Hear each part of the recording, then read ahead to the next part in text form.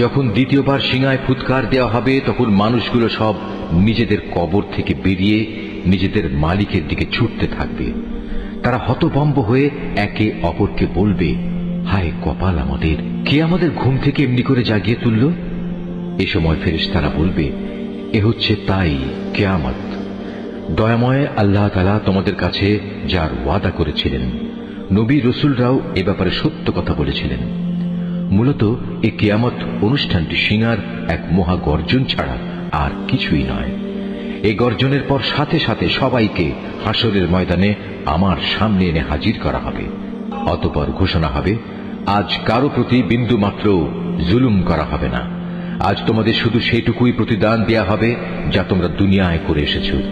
সেদিন অবশ্যই জান্নাতের অধিবাসীরা মহা আনন্দে বিভোর থাকবে। তারা এবং তাদের সঙ্গী সঙ্গিনীরা আরশের সুশীতল ছায়ায় সুসজ্জিত আসনের উপর হেলান দিয়ে বসে থাকবে। সেখানে তাদের জন্য মজুদ থাকবে নানা প্রকারের ফলমূল, আরো থাকবে তাদের জন্য তাদের কাঙ্ক্ষিত ও বাঞ্ছিত সব কিছু। পরম দয়ালু মালিকের পক্ষ থেকে তাদের স্বাগত জানিয়ে বলা হবে, তোমাদের উপর সালাম বর্ষিত হোক। অপরদিকে পাপীদের বলা হবে, হে অপরাধীরা, তোমরা আজ আমার ইমানদার বান্দাদের কাছ থেকে আলাদা হয়ে যাও।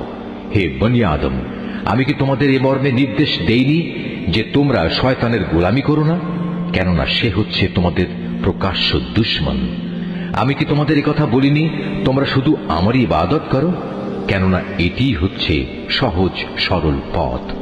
আর শয়তান, সে তো তোমাদের আগেও অনেক লোককে এভাবে পথভ্রষ্ট করে দিয়েছিল। তা দেখেও কি তোমরা বুঝতে পারলে না? হ্যাঁ, এ হচ্ছে সেই জাহান্নাম যার ওয়াদা তোমাদের সাথে বারবার করা হয়েছিল। আজ সবাই মিলে তাতে গিয়ে প্রবেশ করো, যাকে দুনিয়ার জীবনে তোমরা অস্বীকার করছিলে। আজ আমি তাদের মুখের উপর ছিপি এঁটে দেব। আজ তাদের হাতগুলো আমার সাথে কথা বলবে, তাদের পাগুলো আমার কাছে সাক্ষ্য দেবে এরা কি কাজ করে এসেছে। অথচ আমি যদি চাইতাম, দুনিয়ায় আমি এদের চোখ থেকে দৃষ্টিশক্তি বিলোপী করে দিতাম। তেমনটি করলে তুমি বলো, এরা কিভাবে তখন চলার পথ দেখে নিত? তাছাড়া যদি আমি চাইতাম, তাহলে কুফরির জন্য তাদের নিজ নিজ জায়গায় তাদের আকৃতি বিনষ্ট করে দিতে পারতাম। সে অবস্থায় এরা সামনের দিকেও যেতে পারত না, আবার পেছনেও ফিরে আসতে পারত না। যাকেই আমি দীর্ঘ জীবন দান করি, তাকেই আমি সৃষ্টিগত দিক থেকে তার প্রাথমিক অবস্থায় ফিরিয়ে নিয়ে যাই। এটা দেখেও কি তারা বুঝতে পারে না কে তাদের দেহে এ পরিবর্তনগুলো ঘটাচ্ছে?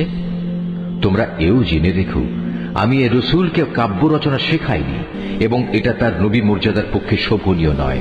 আর তার আনিত গ্রন্থ তা তো হচ্ছে একটি উপদেশ ও সুস্পষ্ট কোরআন, যাতে করে সে তা দ্বারা যে অন্তর্জীবিত তাকে জাহান্নামের ব্যাপারে সতর্ক করে দিতে পারে এবং যা দ্বারা কাফেরদের উপর শাস্তির ঘোষণা সাব্যস্ত হয়ে যায়। এরা কি লক্ষ্য করে না, আমার নিজের হাত দিয়ে বানানো জিনিসপত্রের মধ্যে থেকে আমি তাদের কল্যাণের জন্য পশু পয়দা করেছি, আর এখন তারা নাকি এগুলোর মালিক হয়ে বসেছে। অথচ আমি এগুলো তাদের বশীভূত করে দিয়েছি। এর কিছু হচ্ছে তাদের বাহন, আর কিছু এমন যার গোশত থেকে তারা খাদ্য গ্রহণ করে। তাদের জন্য তার মধ্যে আরো উপকারিতা রয়েছে পানীয় বস্তুও। তবু কি তারা তার শুকর আদায় করে না, যিনি তাদের এগুলো দান করেছেন? এ সত্ত্বেও তারা আল্লাহ তাআলার বদলে অন্যদের মাবুদ বানায়, তাও এই আশায় তাদের পক্ষ থেকে এদের সাহায্য করা হবে।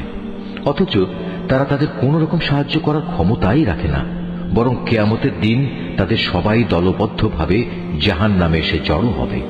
অতএব হে নবী, এদের এসব জাহেলি কথাবার্তা যেন তোমাকে উদ্বিগ্ন না করে। অবশ্যই আমি জানি যা কিছু এরা গোপন করে এবং যা কিছু প্রকাশ্যে বলে বেড়ায়। এ মানুষগুলো কি দেখে না